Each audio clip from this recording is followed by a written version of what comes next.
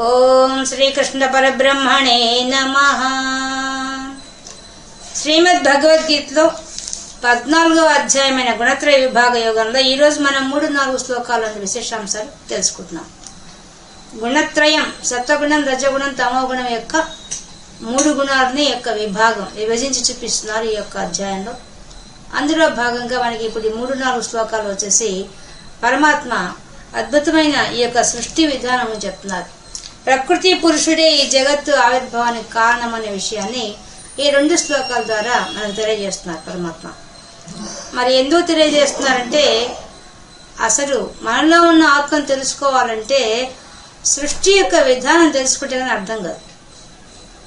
సృష్టికి మూలమైంది, ఆ మూల శక్తి ఎలా ఉంది తెలిసినప్పుడు మనకు ఈ దేహ భ్రాంతి తొలగడానికి అవకాశం ఉంటుంది. లేకపోతే మనకేమనిపిస్తుంది, ప్రపంచంలోకి వచ్చాం, ప్రపంచంలో హాయిగా ఎంజాయ్ చేస్తున్నాం అన్నట్టుగా ఉంటుంది. కానీ ఎప్పుడైతే సృష్టి రహస్యం తెలుసుకుంటామో అప్పుడు సృష్టికర్త మన తండ్రి అని, తండ్రి ఆయనే అని మనం తెలిసిపోతుంది. ఆ విషయాన్ని ఇక్కడ స్పష్టంగా చేస్తున్నారు ఈ 2 శ్లోకాల ద్వారా పరమాత్మ. చూద్దాం. మమ యోనిర్మహద్ బ్రహ్మ తస్మిన్ గర్భం దదామ్యహం సంభవ సర్వభూతానాం తతో భవతి భారత. భారత అని అర్జునుని పిలుస్తున్నారు. అంటే భారత అంటే మనం ఇంతకుముందు చెప్పుకున్నాం. భారత అన్నప్పుడు భా అంటే జ్ఞానం, భా అంటే కాంతి, శోభ, రా అంటే రమించడం, తా అంటే తరించడం. భారతదేశంలో పుట్టిన భారతీయులందరూ కూడా ఈ బ్రహ్మజ్ఞానం తెలుసుకొని తరించాలి. కాబట్టి అర్జునుని ఆ పేరుతో పిలుస్తున్నాడు. ఎందుకని, జ్ఞానమునందు జిజ్ఞాస గలవాడా, ఆసక్తి గలవాడా ఓ అర్జున అని సంబోధిస్తున్నాడు. ఓ భారత, మమ నా యొక్క యోనిర్బ్రహ్మ మహద్బ్రహ్మ, నా యొక్క యోని, యోని అంటే కారణం, కారణమైంది గొప్పదైన ప్రకృతి. మహద్బ్రహ్మ అంటే గొప్పదైన నా ప్రకృతి. నా ప్రకృతి ఉన్నది, నా ప్రకృతిలో తస్మిన్ గర్భం దదామ్యహం, నా యొక్క ప్రకృతిలో నేను బీజాన్ని పెడుతున్నాను, బీజాన్ని ఇస్తున్నాను, నిలబెడుతున్నాను, అంటే నిక్షిప్తం చేస్తున్నాను అని అర్థం. అంటే ఏ విధంగా అయితే ఒక తల్లి గర్భంలోకి తండ్రి యొక్క శక్తి ప్రవేశిస్తుందో ఆ విధంగా ఈ విశ్వానికంతటా ఉండే ప్రకృతిలోకి ఆ పరమాత్మ యొక్క శక్తి, అదే చైతన్య శక్తి, అదే ప్రాణశక్తి, అది బీజ రూపంలో ఈ ప్రకృతిలో ప్రవేశిస్తుంది. ప్రకృతి అంటే ఏంది? మూల ప్రకృతి అంటే అది అవ్యక్తమైంది. మూల ప్రకృతి అవ్యక్త వ్యక్త వ్యక్త స్వరూపిణి, అలా మనం చెప్పినట్టుగా అది అవ్యక్తమైంది. అందులో అవ్యక్తం కూడా ఏంది? త్రిగుణాత్మకమైంది. ఆ త్రిగుణములు కూడా ఎట్లాంటివి? సృష్టికి ముందు అవి హెచ్చు తగ్గులే. వాటిలో మనకు మామూలుగా అయితే రజోగుణమో సత్వగుణం ఎక్కువ తక్కువ ఉంటుంది. కానీ సృష్టికి పూర్వం మాత్రం ఈ 3 సమతా స్థితిలో ఉంటాయి. కాబట్టి అటువంటి స్థితిలో ఉన్న ఆ ప్రకృతి మహద్బ్రహ్మ అంటున్నారు. ఆ మహద్బ్రహ్మ ఎటువంటిది? చాలా విస్తారమైంది, విశాలమైంది, అవ్యక్తమైంది. అదే ప్రధాన పురుషేశ్వర, అదే ప్రధానమైంది, అదే మనకి అన్నిటికీ మూలమైంది ఆ యొక్క ప్రకృతి. ఆ ప్రకృతి ద్వారా ఏం జరుగుతోంది? దానిలోకి పరమాత్మ యొక్క శక్తి ప్రవేశిస్తుంది. ఏం శక్తి? చైతన్యం, అదే ప్రాణశక్తి. అది ప్రవేశించగానే ఏం అవుతుంది అంటే, మనకి ఇప్పుడు నారాయణీయంలో మనకి భాగవతంలో చెప్పారు ఈ విషయాలంతా. మనకు ముందు 7వ అధ్యాయంలో అక్కడ కూడా ఈ విషయం అంతా చెప్పారు పరమాత్మ కూడా. ఎలాట పరమాత్మ సంకల్పిస్తాడు, ఒక్క నేను అనేకం కావాలి సంకల్పిస్తాడు. సంకల్పించిన తర్వాత ఆయనలో ఉండే మాయాలో సంక్షోభం ఏర్పడుతుంది, క్షోభం ఏర్పడినప్పుడు దాంట్లో నుంచి ప్రకృతి వస్తుంది, త్రిగుణాత్మకమైన ప్రకృతి వస్తుంది. ఆ ప్రకృతిలోకి పరమాత్మ యొక్క శక్తి ప్రవేశిస్తుంది. దాని విషయమే ఇక్కడ చెప్తున్నారు. ఎప్పుడు ప్రవేశిస్తుందో ఆ త్రిగుణముల యొక్క వాటి కదలిక వస్తుంది, స్పందన వస్తుంది. తద్వారా ఏమవుతుంది? ప్రకృతిలో సమస్త జీవరాశి ఏర్పడుతుంది. ఆ విషయాన్ని తర్వాత వాక్యాలు చెప్తున్నారు. సంభవ సర్వభూతానాం తతో భవతి. అందువల్ల ఆ ప్రకృతిలో నా యొక్క ప్రకృతిలో నా యొక్క శక్తి, నా యొక్క చైతన్య శక్తి, నా యొక్క ప్రాణశక్తి బీజంగా నిక్షిప్తమైన తర్వాత దానిలో నుంచి సంభవ సర్వభూతానం, సర్వ జీవరాశి కూడా దాంట్లోంచి సంభవం ఉత్పత్తి అవుతోంది, ఫలోద్భవతి అవుతోంది. భారత, ఓ అర్జున, ఈ విషయం తెలుసుకో, ఈ జ్ఞానం తెలుసుకో. ఏం తెలుసుకోవాలట? ప్రకృతి ఉంది సృష్టికి పూర్వం, ఆ ప్రకృతిలో మాయాపూరితమైంది, దానిలోకి నా యొక్క శక్తి బీజంగా ప్రవేశిస్తుంది. ప్రవేశించిన తర్వాత ఈ సమస్త జీవరాశి ఏర్పడుతున్నది అనే విషయాన్ని స్పష్టం చేశారు ఈ శ్లోకంలో పరమాత్మ. ఇదే విషయాన్ని కొనసాగిస్తూ తర్వాత శ్లోకం చెప్తున్నారు. సర్వయోనిషు కౌంతేయ మూర్తయ సంభవంతి యాః తాసాం బ్రహ్మ మహద్యోనిః అహం బీజ ప్రదః పితా. ఇంకా తను ఎలా ఉందని చెప్తున్నాడు.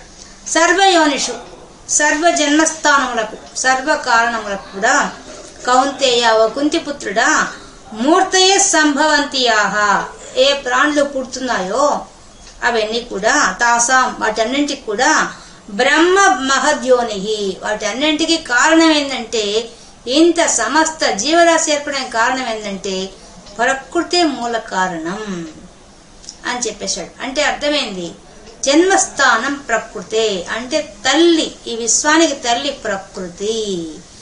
ఆ ప్రకృతిలో నేను జీవశక్తి, చైతన్య శక్తి ఇచ్చి అప్పుడు నేనేమవుతున్నాను? అహం బీజ ప్రదః, నేను బీజమే నాటుతున్నాను. నాటి నేనేమవుతున్నాను? పిత, నేను తండ్రి అవుతున్నాను. కాబట్టి కనిపించే ప్రకృతి తల్లి, దాంట్లో ఉన్న జీవశక్తి, ప్రాణశక్తిగా ఉన్న నేనే, చైతన్య శక్తిగా ఉన్న నేనే తండ్రి. ఈ విధంగా ఈ విశ్వానికంతటికి తండ్రిగా నేను, తల్లిగా ప్రకృతి ఉన్నది. కాబట్టి సర్వ జీవరాశి కూడా ఆ ప్రకృతిలోనే వస్తున్నాయి. వాటికి మళ్ళీ సర్వయోనిషు, వాటికి మళ్ళీ కారణం ఉన్నది. అదెలా ఉంది మనకు చూస్తే ఇప్పుడు మనం. అందుకే మూర్త సంభవంతి యాః అన్నాడు. అనేక శరీరాలతో కనిపిస్తున్నాయి సమస్త జీవరాశి, సమస్త ప్రాణులు కూడా పరమాత్మ యొక్క ప్రాణశక్తితోనే వెలుగుతున్నాయి. కానీ అవన్నీ మనకు ఎంత కనిపిస్తున్నాయి? మన శాస్త్రాలు చెప్పేది మనకు 4 రకాల జీవరాశులు కనిపిస్తున్నాయి. ఒకటి మనకి అండజాలు, గుడ్డి ద్వారా పుట్టేవి, ఉద్బీజములు, భూమిని చీల్చుకొని వచ్చేవి, చెట్లు లాంటివి. మళ్ళీ స్వేదం, చెమట ద్వారా పుట్టేవి, నల్లులు అట్లాంటివి. మళ్ళీ జరాయుజం, మాయ ద్వారా పుట్టేవి. ఈ విధంగా విభజించారు జీవరాశి మొత్తాన్ని. 4 రకాలుగా ఉండే ఈ జీవరాశి అంతా కూడా ఏర్పడుతున్నది. అది ఎట్లా, ఎన్ని రకాలుగా ఉన్నది జీవరాశి, ఎంత ఉన్నది జీవరాశి, ఆ రకాలు ఎన్నంటే 84 లక్షల రకాల జీవరాశి ఉందట ఈ సృష్టిలో. వీటన్నింటికీ మూలశక్తి, మూలమైన తల్లి ఎవరంటే ఆ ప్రకృతి. ప్రకృతిలోనే ఇంతమంది వస్తున్నారు. అదే అసలు యోని, ఇంత జీవరాశికి మూలమైన యోని, జన్మస్థానమైన కారణమైనటువంటి ఆ ప్రకృతి. ఆ ప్రకృతి తల్లి అవుతోంది. నేను దానికి బీజం ఇచ్చాను కాబట్టి, దానికి ప్రాణశక్తి, చైతన్యం ఇచ్చాను కాబట్టి నేను తండ్రి అవుతున్నాను. కాబట్టి సమస్త జీవరాశి కూడా తల్లి తండ్రి ఎవరంటే, విశ్వానికంతా తల్లి తండ్రి ఎవరంటే ప్రకృతి పురుషుడు, ప్రకృతి పరమాత్మ అని స్పష్టంగా చెప్పేశారు ఈ 2 శ్లోకాల ద్వారా. ఇప్పుడు ఇది తెలుసుకుంటే మనకేమైంది? ఈ 2 శ్లోకాల ద్వారా మనకు అర్థమైంది. మనం వెనక్కి వెళ్తే మన జీవితంలో కూడా మనం వెనక్కి పోతే ఎవరున్నారు? విశ్వానికి అంతటికి తల్లిదండ్రి. అంటే మనకు కూడా తల్లిదండ్రి ఎవరు? వాడే. ప్రతి ఒక్కళ్ళకి తల్లి తండ్రి ఎవరు? వాడి ప్రకృతి పరమాత్మే అని విషయం మనకు అర్థమైపోయింది. ఇప్పుడు తల్లి తండ్రి వాళ్ళు అయినప్పుడు అప్పుడు ఈ దేహం ఎక్కడి నుంచి వచ్చింది? వాళ్ళ నుంచి వచ్చింది. దీంట్లో వదిలిన శక్తి అంతా ఎవరిది? ఆ పరమాత్మ. ఆయన ప్రాణశక్తి ఎవరిది? ఆయనది. బీజశక్తి ఎవరిది? ఆయనది. మరి తల్లిగా జన్మకు కారణమైన ఆ శక్తి ఎవరు? ప్రకృతి అనే విషయం మనకు కూడా అర్థమైపోయింది. అర్థమైనప్పుడు ఏమవుతుంది? మనలో భావం ఎలా వస్తుంది? మనకి ఇంకా భక్తి భావం వస్తుంది. ఆయన చెప్పాడు కదా, ఆయన మీద భక్తి పెరుగుతుంది. ఎందుకంటే తండ్రి అని తెలిసిపోయింది మనకి. తల్లి తండ్రి ఆయనే అయ్యి ప్రకృతి ఆయనలోంచి వచ్చింది. ఆ ప్రకృతి మనకు తల్లి అయింది, ఆయనే తండ్రి అయినాడన్నప్పుడు మనకేమనిపిస్తుంది? ఆయన మీద భక్తి కలుగుతుంది, ప్రేమ కలుగుతుంది. మన తల్లి తండ్రి మన కన్నవాడమే అంత ప్రేమ వచ్చినప్పుడు విశ్వానికన్నా తల్లి తండ్రి మీద మనకు మూలమైన వాళ్ళైనప్పుడు ఇంకెంత భక్తి వస్తుంది, ఎంత ప్రేమ వస్తుంది. ఆయన అదే కదా వర్షం చెప్తున్నాడు, నా మీద భక్తి చూపించాడు, నేను వర్షించి ప్రతి చాప్టర్లో చెప్తున్నాడు. ఆ భక్తి వచ్చే మార్గం చూపిస్తున్నాడు. ఇది వచ్చినందువల్ల ఏమవుతుంది, మనకు కూడా ఇంకా ఆలోచన విధానం మారుతుంది. ప్రపంచంలో ఉన్నప్పటికీ మన శరీరంలో ఉన్న ఈ శరీరము ఆయన పెట్టిన భిక్ష, ఆయన యొక్క చైతన్య శక్తి, ఆయన యొక్క ప్రాణశక్తితో మనం తిరుగుతున్నాము. ఈ ప్రకృతి అయిన ఈ శరీరము ముందు చెప్పాడు, క్షేత్రజ్ఞ చెప్పేశాడు.